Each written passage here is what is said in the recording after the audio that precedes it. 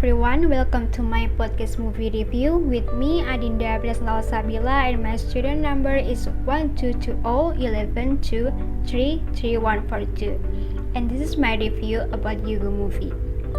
When you heard the title of this movie, are you familiar with that? Or even have you watched this movie? If you haven't watched this movie, I think you should hear this movie review, but don't worry, I won't spoil this movie. So actually, I want to review Hugo movie using a narrative analysis theory by A.J. Grimes.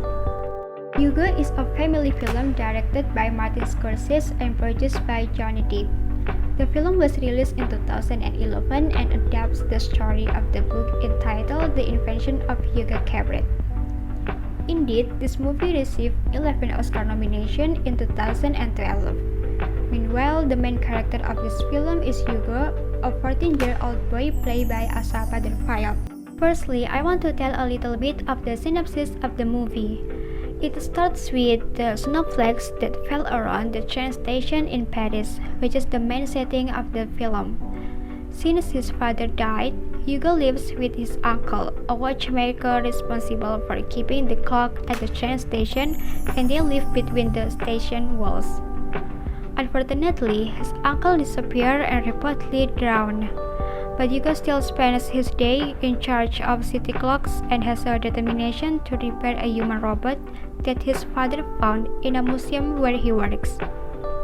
Hugo's father instructed him to fix the robot, whereas the main conflict of the film is Hugo has been in trouble with the owner of the toy store in the train station, George Melius, played by Kingsley, because he was caught stealing things from the toy shop to fix a broken robot called an automaton.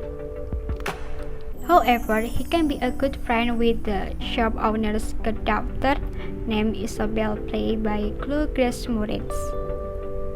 Okay, now let's move on to the narrative analysis, and I will focus on the relationship and function of the existential scheme. In the structural scheme by A.J. Grimes, he divided it into 6 parts, which is sender, object, receiver, helper, subject, and opponent. After being identified, an analysis like this is obtained. First is the sender, who has a desire for the subject to achieve or obtain the object. The senders here are Hugo's ambition and charge. Second is the object. It is something the subject wants. The object here is the automated robot that Hugo's father finds and tries to fix it. Third is the subject. It is someone who has to get the object. Obviously, the subject here is Hugo, a boy who has a desire to uncover the secret of the automaton from his father. Fourth is helper, someone who helps or makes it easier for the subject to get the object. The helpers here are Isabel, Mama Chen, and George. Isabel always accompanied Hugo to get the object. Meanwhile, Mama Chen helps Hugo and Isabel to hide them from Papa George. Papa George is also the helper because he helps Hugo to working him in his shop. At the end of the story, Papa George told the secret about automaton that Hugo was looking for. Then is opponent, someone who hinders the subject's efforts to reach the object. Can you guess who the opponent is here? Yes, of course, George and the station inspector. Why? Because Papa George initially kept the secret of the automaton from Hugo and doubted telling him. Meanwhile, the station inspector often cases Hugo to be put in an orphanage. Last is receiver, one who accepts the object that the subject seeks, of course Hugo. In the end, Hugo managed to repair the automaton and found out the secret behind it. From the analysis of the narrative structure through that this scheme in the Hugo movie can be identified 4 terms homology that shape the meaning and ideology contained in the level of deep structure of this movie. The following 4 terms of homology found in the film Hugo are desire, the opposite of refusal, meanwhile no desire and no refusal.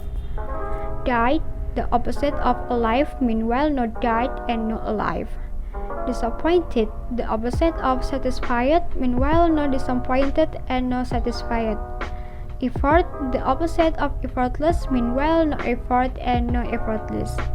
Bravery, the opposite of surrender, meanwhile no bravery and no surrender. Fix, the opposite of damage, meanwhile no fix and no damage. Success, the opposite of fail, meanwhile no success and no fail. From the four homology terms which I have mentioned before, it can be said that although in the film Hugo, which are related to desire, effort, fix, but still little bit disappointed. If the semantic codes are associated with the characterization in this film, it can be seen that behind it was hard, but in the end of the movie, he achieved success. Suppose the semantic unity obtained from verbal codes in the form of words from dialogue is associated with characterizations and scene. In that case, it can be said that at the deep structure level, the film talks about the implicit persistence and history of the film. In my opinion, this film doesn't focus on one problem. In the problem that is explicitly described, there is still another problem. At first, it told me about the machine, but it turned out to be about art and film. However, the story presented is quite light, and the climax of this film is presented so amazingly that the audience can enjoy this film. Hugo is indeed suitable to watch for movie lovers who like 3D techniques, drama films, history, and adventure. And also it can be enjoyed by all age, especially watched with family. No wonder this film got top Academy Awards in 2012.